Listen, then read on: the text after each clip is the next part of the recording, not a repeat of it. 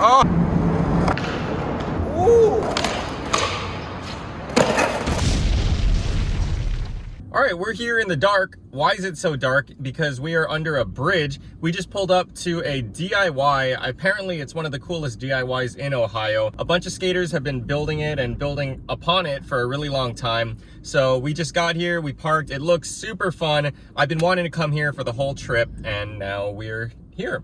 So we're gonna go check it out and do some skateboarding, and yeah, I'm excited. All right, so we just got here. There's this bowl that's really cool.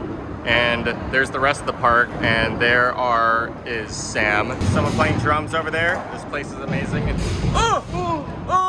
No, you! What about?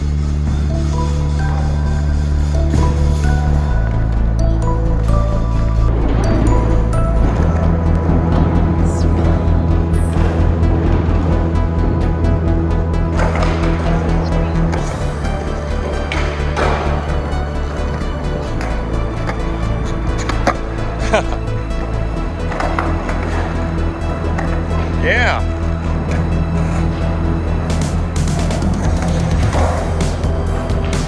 Oh.